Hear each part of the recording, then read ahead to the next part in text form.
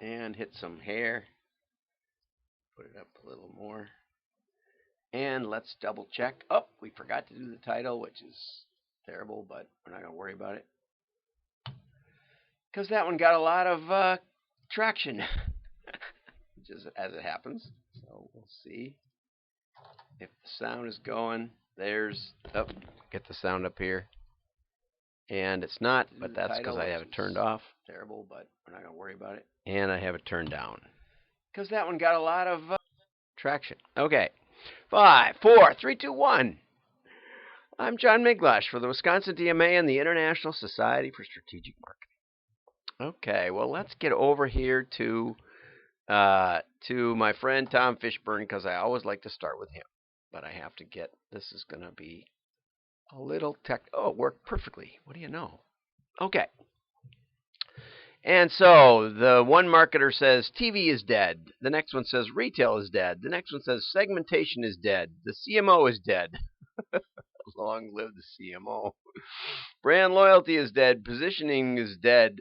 What about marketing apocalyptic predictions?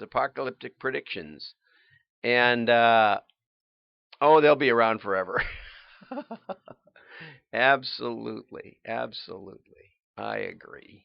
And on that note, we're going to talk more about print today. Print is dead. Print is the deadest of the dead. And direct mail is deader yet. But I'm going to tell you why it shouldn't be. Besides the fact that you can't do AI without a labeled data set, and print by itself generates a labeled data set, unlike all other advertising methods, because you know who saw it and you know who bought. It's as simple as that. Direct mail is the key to AI ROI in 90 days, and we should have a webinar on that coming up shortly, although I'm going to quit saying what day because I keep moving it back. Okay, so on that note, let's go over here to Coca-Cola, because I really like this one. And if I can just find it. Okay, let's play it. Many things could be said about this man.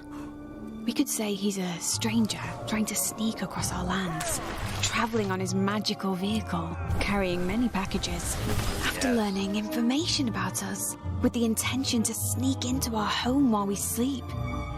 And what are we going to do? Welcome him. Because if we focus on what divides us, we may forget what we love about each other. If we focus on the government and the advertising community spying on us, we might not like it. Which brings me to my next article over here, which is, if I can find it, which is, the ad industry has asked California to scrap the extra-legal do not track mandate. And this is so confusing, I have to say. It's very, very confusing. Because it is. It's very confusing. The ad industry is urging California's Attorney General to back away from proposed privacy. What's here? Oh, we hit the wrong button. From proposed privacy regulations that would require companies to honor do not track settings that consumers can send through their browsers. You can send them now. There's some browsers have little buttons you can hit, and you can see what's going on. The trouble is that these settings are largely ignored. Okay, that's what it says. Browsers have developed do not track signals for years, but these signals don't prevent tracking. In fact, currently those requests are widely ignored. And part of the reason is because if I say do not track, if I just leave that setting on, does that mean everybody, or does that mean somebody? Does that mean that site that I was just on? Or does that mean the people who are tracking me that have nothing to do with that site? It's tough, I have to say. Santa knows better, but it's very, very tough. And there's this ad choices program, which is an industry-run program, but those are stored in cookies. And if you're using a private browser, or if you trash your cookies regularly, which I do, then it disappears again.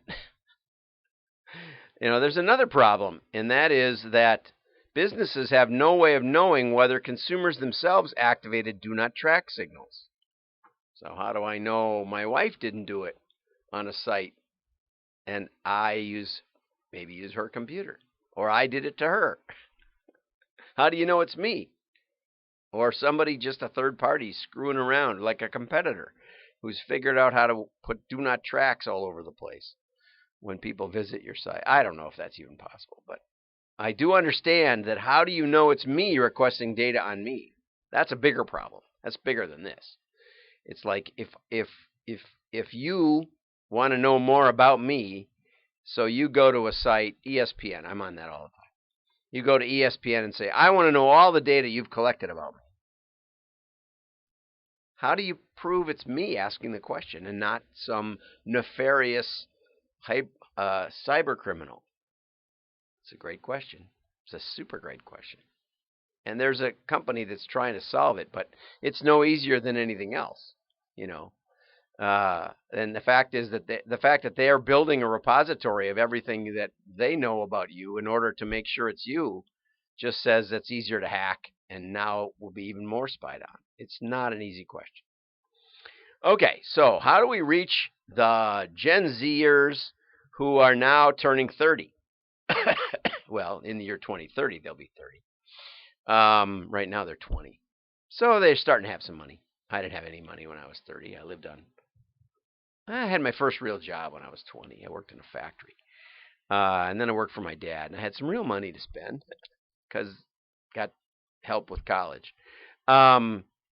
But these digital natives have never known life without smartphones and social media.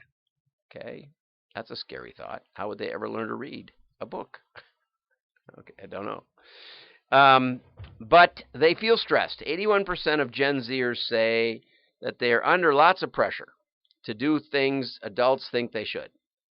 Only 51% of baby boomers say the same thing. Well, that's partly because my parents have died and my grandparents. My wife wants me to grow up, but that's about it. Nobody else is really saying grow up, Dad. My kids, they've kind of grown up with me, and so we're pals now. So that will change a little bit as they when you're living in your parents' house, they want to put pressure on you. I can tell you, we want to pressure you enough to get rid of you. Get out. You promised to leave. Why aren't you? But here's where this is going, and this is why I picked this article.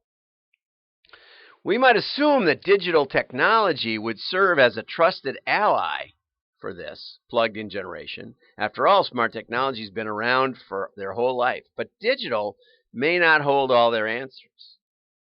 In fact, they have trouble unplugging. Okay? Here it says they find it difficult to take a break. That's the Gen Z, that's the millennials, and that's the total US. And they don't want to always be reachable, though. Not like the millennials want to always be reachable. My wife wants to always be reachable. They also think pollution is a bigger concern than climate change. Bravo. Pollution is number 1 and climate change is number 6. Okay, so, oh no, that's not true. That's among the global pollution. That's as it should be, because pollution is a way bigger problem. Pollution is stuff we can actually fix. Climate changes. Gets warmer, gets colder. It's hard to know what's going on. But pollution is real, and it's gotten better in the United States. As countries get richer, they get better about pollution. So, yay capitalism. Here's an interesting article, too, that goes on the same line. The way to reach baby boomers, print. Okay, now this is talking about magazines and things. And what I like about them is, you're not going to get robots reading magazines. So at least you know what you're getting, right? You know the circulation. You know it's going to a real person. Of course, I believe print, and people tend to trust print more than other sources. And I don't see a backup footnote on that, but research from Kantar, whoever that is. And 134 print publications were launched as recently as 2017. So print is not dead, and mail is not dead. And think about that for reaching the kids, because they do open their mail. There's all kinds of studies that say they like getting mail. It makes them feel like they're grown up. Although my son leaves a stack of them on the counter and won't read them. And he, of all people, should. And then there's some more stuff about that. So I'd say that's enough for today. Have a great day. Like and share. Your friends will think you're smart. Bye-bye.